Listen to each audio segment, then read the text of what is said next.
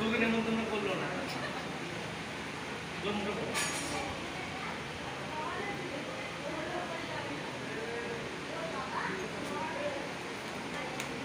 দাদা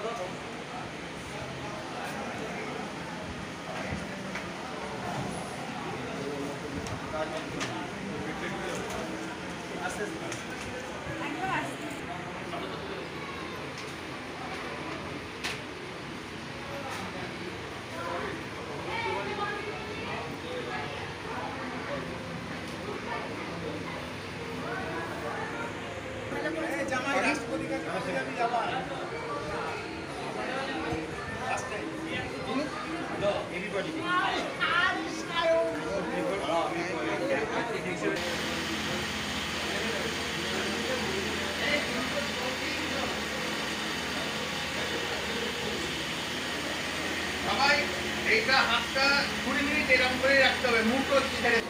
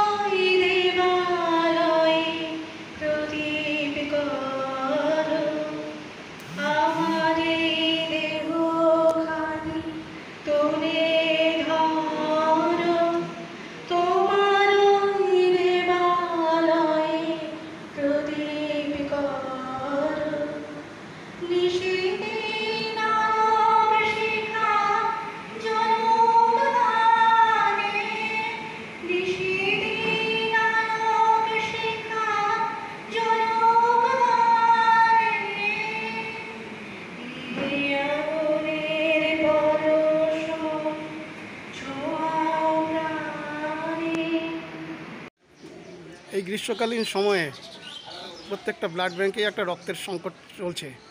সেই মুহূর্তে হিউম্যান রাইটসের উদ্যোগে আজকে একটা রক্তদান শিবির হচ্ছে, কি বলবেন আপনি?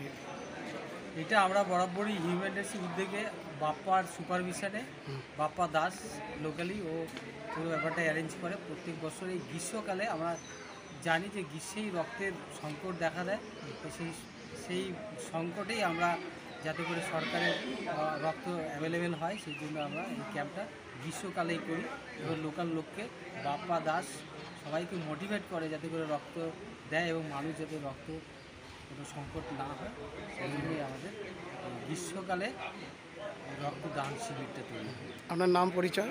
আমার নাম হীরালাল বর্মন, আমি হচ্ছে হিউম্যান রাইটসের চিফ এক্সিকিউটিভ। আমাদের হেডকোয়ার্টার হচ্ছে কলকাতা, আর একটা অফিস আছে কল্যাণীতে, আর এটা আমাদের ব্রাঞ্চ, হ্যাঁ, কানলা ওয়ালডাঙ্গা, এখানে ব্রাঞ্চের হেড হচ্ছে বাপ্পা দাস। আপনারা এই সংগঠনের মাধ্যমে বিভিন্ন রকম সামাজিকমূলক কাজ করে থাকেন? বিভিন্ন সামাজিক মানে সারা রক্তদান ছাড়াও অন্যান্য কাজ করে থাকেন আপনারা? বিভিন্ন সামাজিক প্রকল্প, যেমন আমাদের এখানে যে পাবলিক হেলথ ইঞ্জিনিয়ারিং মাধ্যমে নলবাহিত জল, এই আমাদের হিউম্যান রাইটসের তরফ থেকে করা হয়েছে। এখানে সবচেয়ে গুরুত্বপূর্ণ ভূমিকা ছিল নরেশ দাস, উনি দৌড়াদৌড়ি করার যে সামাজিক কাজ করার যে সরকারের সঙ্গে লেনদেন করা, হ্যাঁ, এবং যোগাযোগ রাখা উনি করেছেন, এবং বাপ্পা দাস তাকে সাহায্য করেছে। হ্যাঁ, পিএইচির জল এখানকার লোকেরা স্বতঃস্ফূর্ত, এখানে প্লেন্টি অফ ওয়াটার, মানে প্রচুর পরিমাণের পানীয় জল এখানে সরবরাহ হচ্ছে। হ্যাঁ, এই হিউম্যান রাইটসের উদ্যোগে এটা হয়েছে। হঠাৎ করে কেন এই উদ্যোগটা আপনারা নিলেন? হঠাৎ করে দেখেছিলাম, মানে আমার রিলেটিভ ভর্তি ছিল কানলা হসপিটালে, তখন কানলা ব্লাড ব্যাঙ্কে গিয়ে দেখেছিলাম যে ব্লাড ব্যাঙ্কে কোনো ব্লাড নেই, ব্লাড সংকট, মানে তখন মানে পাগলের মতো ডোনার খুঁজেছিলাম। সেই মানে আমার মতন আরও অনেক রোগী ছিল, মানে রক্ত পাচ্ছিল না। সেই দেখে তখন মানে মন জেগেছিল যে কিছু একটা করতে হবে, এই রক্তের সুইটা কীভাবে করা যায়। তখন হসপিটালে ব্লাড ব্যাঙ্কের সহযোগিতায়, আমাদের হিউম্যান রাইটসের পরিচালনায়, আমরা হিউম্যান রাইটসের সংগঠনের পক্ষ থেকে আমরা ব্লাড ডোনেশন ক্যাম্পটা 2013 সাল থেকে শুরু করি, এবং কানলা ব্লাড ব্যাঙ্কের যথেষ্ট সহযোগিতা পেয়েছি, সেই হিসেবে আমরা এখন চালিয়ে যাচ্ছি। এটা আগামী দিন আমরা চালিয়ে যাব, মানে যতদিন বাঁচবো ততদিনটা করে যাব, কারণ মানুষের কথা ভেবে, বিশেষ করে যারা থ্যালাসেমিয়া রোগী, রক্তের কষ্টে, তারা রক্তেই তাদের জীবন, রক্ত নিয়েই বেঁচে থাকে। কতজন রক্ত দেবেন বলে আশা করা হচ্ছে আজকে? আজকে আমার টার্গেট 70 প্লাস। আপনার নাম পরিচয়? আমার নাম বাপ্পা দাস, আমার বাড়ি কোয়ালডাঙ্গা। কোয়ালডাঙ্গা নামে আমাদের সংগঠন হিউম্যান রাইটস ইনিশিয়েটিভ, আমি মেম্বার।